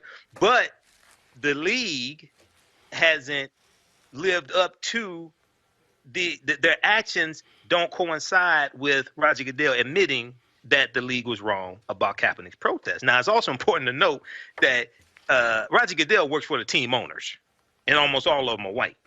Okay, so they are, as you said, they're perfect. The team owners are perfectly fine with the way things are, unless there's some massive protests, and then they may do some cosmetic changes because then they don't want people to stop watching the games or what have you. Now, I haven't watched an NFL game in 5 years because Colin Kaepernick hasn't gotten hired in the NFL. So I'm not watching the Super Bowl. You can watch it. You all can watch it if you want to, but I haven't watched an NFL game in 5 years. But it's important for us to go back and look at what Roger Goodell said last year in 2020, admitting that Kaepernick was correct, but they haven't taken the proper steps to correct those actions. But also, when Jay-Z got this big deal to produce the Super Bowl halftime show and do all this stuff, this inspirational music, things like this, wasn't that supposed to be about inclusion and all this stuff? And we ain't heard nothing. We ain't heard not a damn thing from Jay-Z about the hiring of coaches. Remember when he had that meeting with Roger Goodell and it was broadcast, and he said, "Okay, now after you get their attention and they say we hear you, then what's the next step?" Business. Okay, what's the next step? Checks. I mean, that's all it was. Checks and selling merchandise. That's all that was about. That's all that was about. Checks and selling merchandise. That's all that was about. All right, y'all. We now we have got to settle what is fundamentally one of the biggest chasms, one of the biggest there are some issues that are so critical in Black America that divides Black America. Not whether Candace Owens need a weave. Not whether Black Republicans who support Trump are not evil. Not whether or not we really can sit here and say who's best, the GOAT out of Michael Jordan or Bill Russell. There is no issue I can think of that has split black America more than whether or not you should put sugar on grits? I knew you were going there. You shouldn't. Whether it's sugar on grits or it's salt and pepper on grits. I saw this video today, Don't lose your black card. and I had to go ahead and play this. Go ahead. I don't want to hear it no more. The grits folks down at the grits factory say, circle here, eat the grits with milk, butter, and sugar. Okay, so the debate is over. I'm sick of it, black folk, and you eat the grits that's sweet. Might as well go and eat cream of wheat. I don't like cream of wheat. I want grits with sugar. And some days I want grits with salt and pepper. Shrimp and grits, I want them savory. Regular grits, I want them sweet. And the grits folk done said, serve with grits with sugar. Now what y'all gonna say about it, huh? Huh? Salt and pepper and butter, people and cheese, what you gonna say about it now? The folks down at the grits said it. Now, I like to have a bowl of grits before I Keep Your Distance comedy shows. You know what I'm saying? That's my pregame meal. A bowl of hot grits and sugar. I'm going to have me one tomorrow night when we have the show. You should get your tickets. But until then, the folks said I can have it. Now, watch this. I'm going to tell you what black folks don't care, okay? One reason. Black folks don't care what Uno said. Uno said these are the rules. Black folks said, shut up. These are our rules. Y'all just make the cards. We're going to play the game. And that's how black folks going to care about the rules of grits. They don't care if the grits folks say sugar. They say, y'all don't know nothing about grits. You just make them and shut up and hush. And the second thing, right next to sugar, it says, serve it with raisins. And I said, now, hold on now. Now, that's oatmeal, you know. Grits folks, who said raisins? Now, we know raisins go to potato salad. That's Karen who said that. Now, I don't know if black folks down at the grits factory. Because I ain't never really heard nobody say raisins. You know, we can argue about sugar versus salt and pepper. We ain't really gonna argue about raisins and grits. I don't know what you're talking there. Why does this divide the community? People will judge you for the sugar and the grits when the folks down at grits folks said sugar. And people gonna say, I don't care what the grits folks said.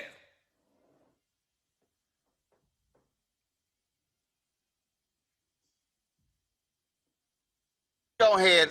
Moving, you know, my head gets rolling. I can't control it. I ain't even moving. Now go back to it. Myself.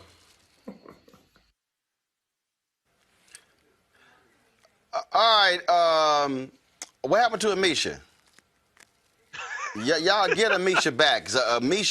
Amisha was so hot, she obviously turned her doggone phone off.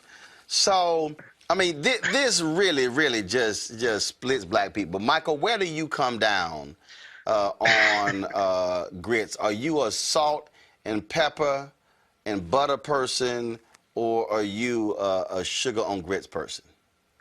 Well, I may not be the best person to ask this question to. I rarely eat grits, but when I do, stop. Right. When I do, wait. So hold on, stop. Did you just say, first of all, that you barely eat grits? I rarely eat grits. Then you said, but if I'm at a hotel? Yeah, like if I spend the night at a hotel and you go get breakfast and they have grits, or if I'm eating at a event, stop. Hold on, stop. What? What? Your black card right now is in review status. I don't eat grits a lot, but no. Your black card in review status, because already when you said, well, I don't really eat grits, but then your ass said hotel grits. Well, I'm eating what's there, but here's the thing: when I go to grits, them runny ass. Hold on, wait. Dog, you might as well eat them hotel grits with a damn straw. They're not runny. I ain't never seen not nail grits at a hotel that could not be eaten with a spoon or a straw. Well, look, when I eat at Grits and Politics here in Detroit, which is it's a black political pancakes and politics. No, that's white people. White people have pancakes and politics. No, black people have grits and politics. No, it's called pancakes and politics. You mean the one put on by Real-Time Media, Michigan Chronicle? No, not that. I'm talking about the one put on by Keith Williams here in Detroit, because I'm bored. Grits and Politics. When we do that, I don't put salt on my grits. So what you put on them? I eat them. I don't put salt on the grits. What the hell you put on You don't them? need grits, man. You don't eat grits. Just tell Hold up. I do. Hold up. Wait. I'll have some grits. You eat the grits plain? Yeah, because I usually don't put salt on grits. So you don't put salt. There've been times in the past. You don't put salt and pepper. You don't put sugar. You just I eat don't them put plain. pepper. Just plain. Oh, and I don't put sugar. No, I don't put sugar on grits. No. I don't put sugar on grits, and I really don't add sugar to anything. Like oatmeal, I'll put cinnamon. But I don't add. First of all, you can go ahead and stop. Sugar. You go ahead and stop because when you I don't put sugar on. First of all, grits. you go ahead and stop because when your ass said hotel and grits, right there, you just totally disqualified yourself from this conversation. Rob, it's in politics. Rob, where do you come down on grits? Well, my family comes from the South on my dad's side, so we're all the way Southern.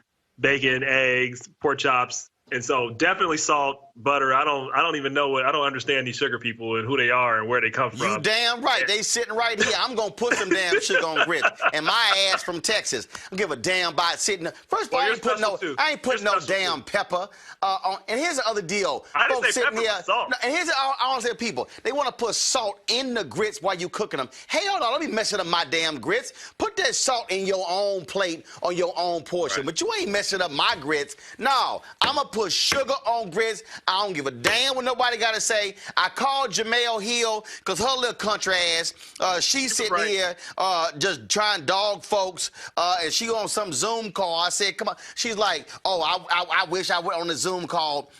She said, I'll come at you. I said, girl, bring your ass. Bring your ass. Y'all, well, Misha. She left. She would have brought it to you, too. Well, Misha, her Wi-Fi went down. So, hey, Roland, very quickly. See, now my taste may be different because I'm a vegetarian. I've been vegetarian for 15 years. Your ass black. Yeah, my black, and my parents are from the South. You a vegetarian? But still, grits ain't no damn meat. But when I eat grits, I don't put salt on them, and I don't put sugar in them. When last time your ass ate grits? I had grits. I don't think it was last year, so it had to be 2019. Usually in the morning I eat oatmeal. Y'all know damn well that this Negro Michael eat chitlins probably more than he eat grits. Oh no, I've never had chitlins, Roland. Those are fighting words, Roland. I've never had chitlins. Okay, no. Hey, all right. Do we got Misha back? Misha coming back? What's wrong with her? Okay, this is what Kelly Carter tweeted, and she says she don't want to hear nothing else. This is from Albert's Enriched Hominy Quick Grits right here. Breakfast grits served with butter or milk and sugar. Right there. End of conversation. End of conversation. Y'all can see, that's why I play that video. Y'all can get mad. All y'all, Goldie Taylor was out there talking about this as well. Goldie from the South, she countries all get out. She's like, sugar on grits. I'm like, sugar on grits. I don't care. But like my wife, she put them doggone, I said, don't come with that damn pepper. Don't you come with that damn pepper. This ain't no steak. This ain't no vegetables. Don't do it. I don't understand it. I don't understand y'all, but like salt, I get sugar. Yeah. First of all, that actually must be an alpha thing or something. I don't know what that's First of all, you ain't even from the South. So doesn't matter. My family is. My family is. You probably don't even eat. You probably don't eat your chicken with seasoning. Stop it. Come on. No. You know, dog. I can cook it. Hey, look, I can give you a run for your money in cooking, brother. Boy, I'm gonna hurt your feelings. All right, let's do it one day. Rob, I'm gonna hurt your feelings. Rob, let me ask you this question: have you ever had a recipe in the Real Men Cookbook? What? Sit your ass down. I say, have you ever had a recipe included in the Real Men Cookbook? No. There you go. Be quiet. Try some of our ribs and we'll. Don't want to hear it. Don't want to hear it. Go on over there and cook your meatloaf. Meatloaf? I'll tell you what, we're going to cook some ribs and we're going to see who can cook better ribs. Go on, cook your meatloaf. Don't give a damn about no ribs. I cook gumbo. Don't give a damn about no ribs. You don't cook ribs? Okay, so yeah, there you go. You cook gumbo? You cook gumbo? I don't cook gumbo. Yeah, smart move. Do you cook curry chicken? Hell no. Yeah, I cook gumbo. I'm Jamaican culture. I'm just have Jamaican background, so that's what I cook different food. Hold up. First of all, your ass say you're people from the South. Now I got a mama and a daddy, dude. Now you saying Jamaican and you sitting in Ohio. That's my mom's side. Y'all. My mom's side. Anyway. Hey, some people were in Jamaica before they were taken into the South as slaves. Hey, look, you ain't had grits in at least 2-3 years, so just go ahead and be quiet, okay? You just stop talking, being a part of this conversation right here, okay? All right, so Michael, there ain't nothing you can do to contribute to this conversation. Nothing. Last time you had grits was before the midterm election. Don't even nothing. No, 2019. No, right. 2019. You can't go to Georgia. Now, First of all, you know, I like pancakes. The moment your ass said hotel grits, right there. Well, you know what? Right there. It may have been 2020. I think it may have had grits in 2020 when my girlfriend at the time cooked breakfast. She may have had we had pancakes, but she may have had some grits. So if that was the case, then I did. But I don't put salt in them. You said hotel grits. Right there. You are completely disqualified from a conversation. If you ain't say grits cooked on the stove at my house, my woman's house, my grandfolk house. No, your ass said hotel grits. I had to think about it. 2020. So it would have been 2020. Yeah, because she did cook grits. But I still didn't put salt in them, and definitely not sugar. I don't put sugar in grits. I'm looking here on YouTube. I don't put sugar in grits. Toya Alta said, Michael, just hush. Yeah. I let it go. She said, just hush. She like, don't even, just hush. Let's see here. Damn, this is so cold. Diva Jones said, Hotep is anti-seasoning. I think that was for you, Michael. No, I'm not anti-seasoning. I just don't put salt or sugar. Richard James, you don't need grits. Hotel grits taste like you ain't got no job like hotel grits taste like hotel eggs. I don't eat eggs, so I wouldn't know. Damn. I don't eat eggs. What the hell you eat for breakfast? Lunch? No, you know, I'll have oatmeal, fruit, pineapples, mixed fruit, oatmeal. I'll put cinnamon in the oatmeal, sometimes raisins. But sometimes once in a while I have pancakes. I don't cook them myself, but Kevin Coles, hotel grits have no place in this conversation.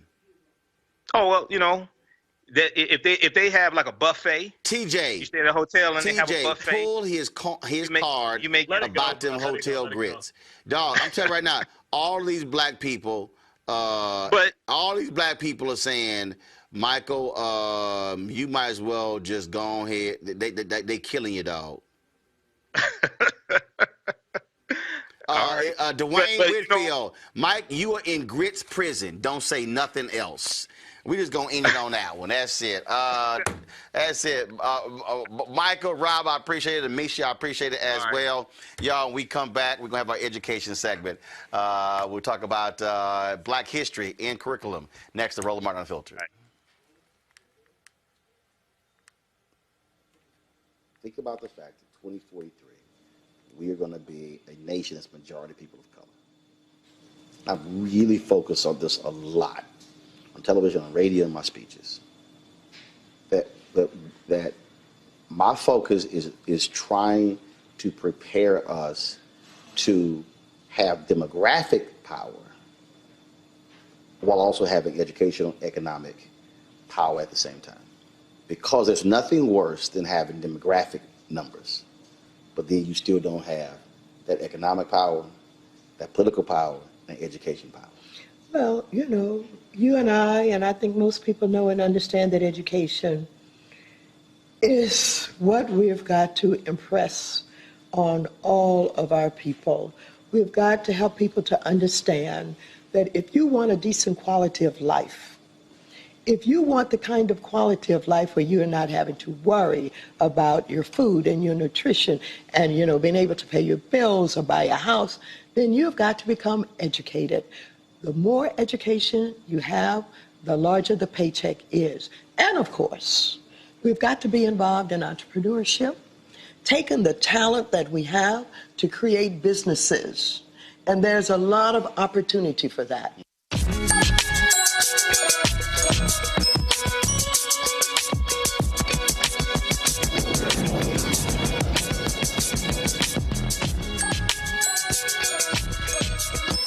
Most grade schools don't have a curriculum, in place that offers students an accurate depiction of Black history. Of course, this is Black History Month. So my next guests have created a book titled Black History 365, an inclusive account of American history. Their goal is to change that narrative. Now, that's obviously critically important.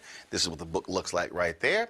Joining me right now is Dr. Walter Milton Jr., Dr. Joel Freeman, both co-authors of Black History 365, an inclusive account of American history, and Grammy-nominated multi-platinum producer K.L. Cates, who was the founder, creator of Curriculum Incorporated, and the one who put together the soundtrack that accompanies the book. First, let's play this video. It is a story that makes us who we are as humans, the thoughts, emotions, and memories. And it is the storyteller who makes us come alive.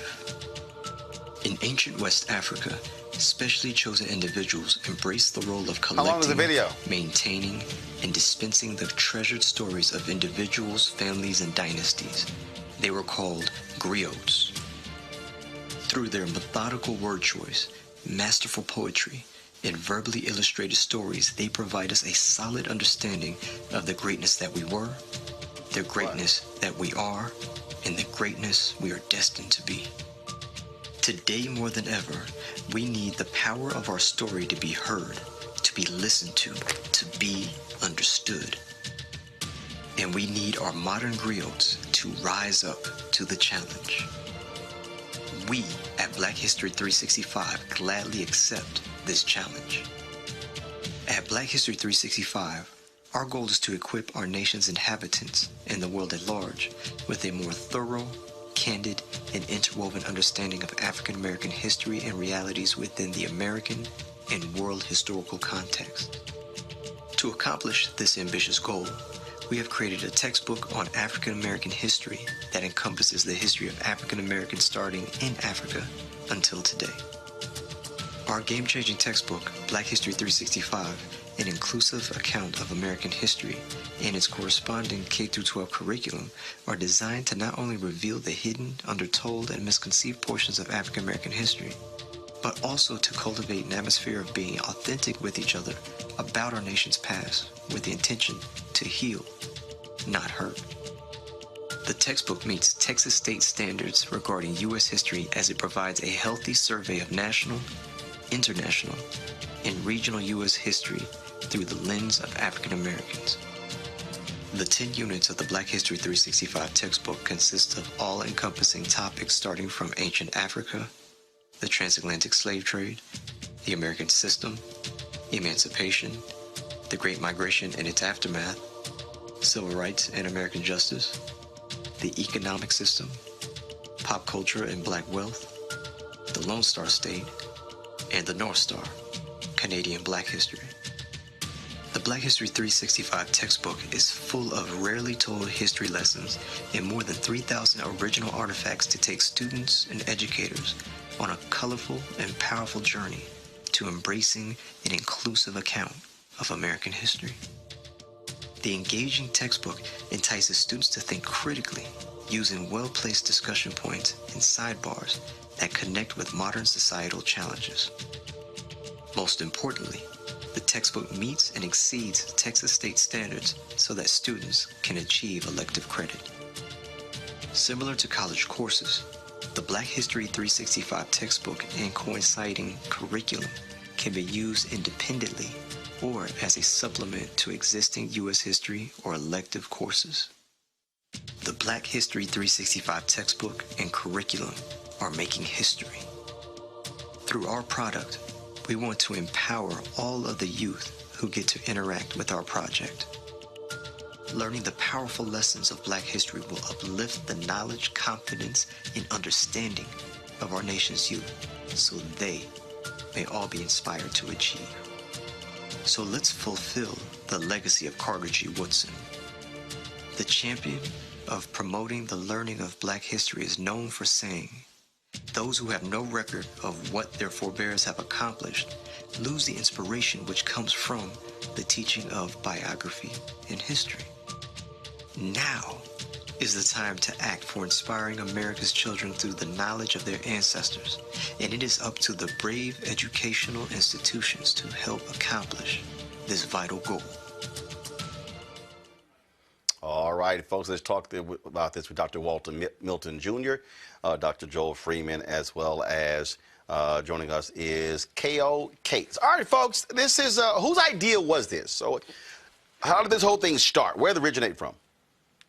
Well, I guess it was my idea, but it probably originated simultaneously with all of us. But I remember I had an experience in 4th grade where my teacher, Miss Laudisi, said, "Hey, I'm going to teach Black history." And she started with the benign institution of slavery. And she did it in a way that evoked so much shame and humiliation. So that moment stayed with me all of my life. And so as a result of that, I went into my career as a school principal, as a school superintendent, and I just looked at the curriculum and I said that there's nothing that's pedagogically sound for children that look like me. At the same time, that curriculum could help others who don't look like me. So I contacted Joel Freeman and I said, "Hey, I'm going to do this. I'm in the process of writing this book, this material, and I would like for you to join me." He came on board. Soon after, we had an opportunity to fly down to Atlanta. We met Dr. Kevin K.O. Cates and said, "Look, hey, man, we want to add some music to this, and you're the man from what I hear." I know that Joel and K.O., we call him, had a relationship in the past. So Joel, he thought of K.O., and here we are. So we have a textbook that's unbelievably different from what has been presented to our society and to our people. What makes it so different, Joel? Pardon me? What makes it so different and unique? Well, first of all, we start in ancient Africa, and the reason why we did that is we did not want to reinforce the notion, either implicitly or explicitly, that Black history started with slavery or the slave trade. So we bring out all the folkways, the mores, the values, the genius, the creativity, hunting, gathering, fishing. We talk about industry, and then we talk about the ancient kingdoms that transcend the current geopolitical lines. And then we end in Canada. Of course, we bring in George Floyd, John Lewis. We bring it all the way up through. The textbook is this big. It weighs 5.5 pounds, is 1,248 pages, has over 2,500 images in it. It's like a Nat Geo project. And the response we're getting from across the nation, it's like an educational earthquake we're experiencing, and we're very, very grateful for the opportunity to put something like this together. It's our love letter to the country. So this is so we talk about it being interactive. Let's talk about that, K.O. Are we talking about book? Are we talking about virtual? We're talking about digital. And so how are you trying to reach as many people as possible? Well, when you speak on the book, there's two ways that it's interactive. So one side, of course, the book itself has the QRC codes to where you can put your phone up against it, and there's videos that come that elaborate more on each topic in the book. But then also, of course, with the music, what I did was actually I took each chapter and brought my team in, and I produced songs for each chapter. So literally, you can actually just listen and learn from ancient Africa all the way to our current time through the music, meeting our youth exactly where they are. So in terms of, we were operating now in this space where folks are looking to gain more information. Make the argument for a parent out there who says, look, why should I get this book compared to other books? Why should I? There are board games out there. There are cards out there. There are all these other different things that are out there. What makes this one special and stand out? Anybody can answer. I think the images is one thing that makes our book stand out. And also, it really takes our young people and also our adults. We say that it engages all ages. It takes them on an intellectual journey. We have the visualization that really supports the research. We spend laborious hours putting this together, 12 to 16-hour days for over 2.5 years. Our research is sound, it's impeccable, and we wanted to reach the heart and soul. We know that there's a major gap in America's schools right now. When you look at those young people that look like you and me, they are struggling. In some cases, they are in an abyss or conundrum where they have been detached from the educational process. What this does, it hooks them and brings them in and brings their families in as well.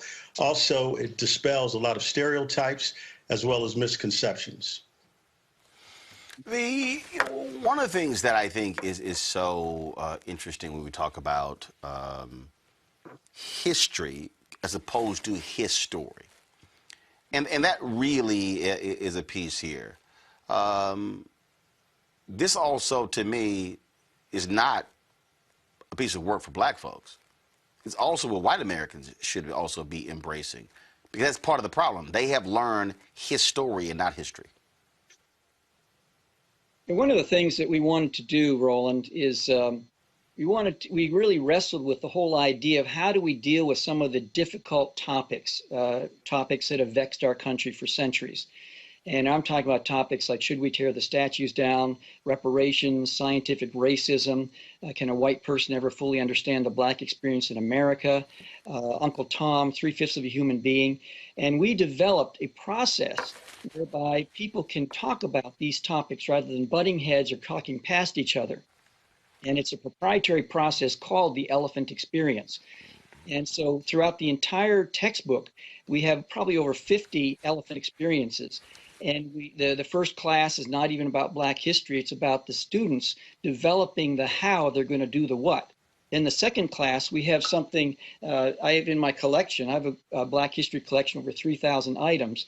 This is from the mid-1800s from the Chokwe tribe of Angola. And it's a talking stick. Whoever in a tribal council is holding this stick, that person has the authority to speak, and everyone else has the authority to listen. So the students will segue from this and then develop their own talking stick for the classroom, so that whoever holds the stick there can be order instead of chaos. And it's about healing and discussing these topics in a way that is not bringing greater divisiveness amongst the students. Folks are asking, where can they get it? Where's it being sold? Well, through the website. Walter? No, go ahead, Joel. I'm sorry. It's through the website, and it's bh365.org. B stands for Black, H for History, and then 365, bh365.org. And there's the ebook version, which is on a robust platform, and then there's also the regular textbook that people can order. And what about Kaya, what about the soundtrack? So with the soundtrack, it's also on the site, and it's on all platforms as well. It's 2 albums, so it's 42 songs total, volume 1, volume 2. So check it out on all your streaming platforms, but also, we're encouraging everyone to go out and actually purchase the album as well, because our goal is to make this album, first off, it is the first and only official soundtrack for Black history and our culture. But our goal is to make it become the #1 in the country as far as Billboard charts and everything during Black History Month, and really make history all together. So, we're encouraging people to also go to Amazon or your iTunes store and actually purchase the album. And we're even starting a challenge called Bet on Black 365 Challenge. So everyone's posting it and hashtagging it to us and showing that they purchased the product. And, it's just a movement altogether. All right, then. We surely appreciate it. Thank you so very much. Folks, go ahead and show it again, and we'll end it with that. Black History 365, the complete story of America. We appreciate it. Thanks a lot. Thank you. Thank you. All right, then. And so, first of all, thank you for being a part of this week's Education Matters segment, sponsored by School Choice is the Black Choice. Folks, that is it for us. I certainly appreciate all of you who are joining us. Please support what we do here at Roland Martin Unfiltered by joining our Bring the Funk fan club. Our goal is to have at least 20,000 of our members who contribute $50 each over the course of the year, $4.19 a month, 13 cents a day. Join our fan club. The best thing you can do is simply you can give right there to us direct. If you give us on YouTube, that's 55% goes to us, 45% goes to them. If you give us to direct, all 100% of your proceeds goes back and reinvested into the show. Cash App, $RM Unfiltered, PayPal.me/R Martin Unfiltered, Venmo.com/RM Unfiltered. If you want to send us money via Zelle, send us an email. Just the email is Roland@RolandSMartin.com. And of course, money orders, New Vision Media, 1625 K Street Northwest, Suite 400, Washington, D.C., 2006. As always, on Fridays, we end our show showing all the members of our Bring the Funk fan club. Go ahead and roll the video, folks. If you want to support what we do, again, if you don't see your name there, please let us know. And yeah, folks hit me every week. They're like, you do the names too fast. Y'all, it's a lot of them. Otherwise, we'd be here for a very long time. And so if you don't see your name there, simply send me an email. Just go to RolandSMartin.com, RolandMartinUnfiltered.com. Send me an email, and we'll get that taken care of immediately. On Monday, I will actually, you know what? Let me go ahead and do this here. Go ahead and let that run. I'm just going to do this here since I'm going to read a couple. Tell me how much longer that list is in time, and then that gives me an indication what I can do here. Folks, let's see here. Tia Z. Roland, thank you for having the vision and courage to create successfully operate your unapologetically black news program. Plus, it closes my first contribution with 2021. Continue to bring the funk. Holla, Tia Z. Tia, I certainly appreciate that. Y'all, give me the time. How much time left on the graphic? On the fan club? 3 minutes. All right. In God I trust always. All right. Let's see. Oh, y'all want to make it hard for me to get it. Y'all, they stapled this sucker and they taped it. Okay. Let me see if it might take me all 3 minutes just trying to get up in here. Man. Okay. Y'all want to make sure nobody got in this bad boy. Okay. Darlene Ward. All right, Darlene Ward. Roland, great job. I sent $50 in December 2020 and closes $50 for the Bring the Funk fan club of 2021. Love the show. I've learned so much from your show and shall encourage others. What a blessing to see your dream vision for black folks. So pleased to be a part of this, your dream. Never, ever give up. Keep on pressing on. Always keep the faith. Darlene, God bless you and your staff. All right, Darlene, I certainly appreciate it. Thank you so very much. Let's see here. Shirley Williams, of course, with her Tuskegee Airman thing on the front. Let me see here. Okay, see if I can open this up. Let that keep rolling. All right, y'all. Let me open this thing up. Man, y'all got like Gorilla Glue on this bad boy. Did y'all see that sister who actually, the hair and the Gorilla Glue? Oh, my Lord. Lord, Lord, Lord. Okay, here we go. Shirley Williams. $100. We are 2 of your YouTube watchers. Here's our part to support your show and keep you on the air. Keep up the good work, and thank you for being brave enough and strong enough to step out on faith. Mom Shirley, son, is it Gary or Gabby? I can't make it out. She said $100 in clothes, $50 each. We'll send more later. Shirley, I appreciate it. Shirley, I can't tell what your son's name is. I can't make it out. All right, but the son of Shirley and Mama Shirley, I appreciate it. Thank you so very much. Folks, I'll read more. Those people who send in notes, I'll certainly read some of those next week as well. So we certainly appreciate it, y'all. Thank you. So how much time, Henry? 1 minute. Let me see if I can quickly do this here. Sam Williamson Jr., no note, but he sent his $50. Sam, I certainly appreciate it. Thank you so very much. And how fast can I do this here before we run out? 45. All right, then. And Jameson Toussaint, I certainly appreciate it for your $50 to the fan club as well. Y'all, thanks a bunch. I'll see y'all on Monday. Holla!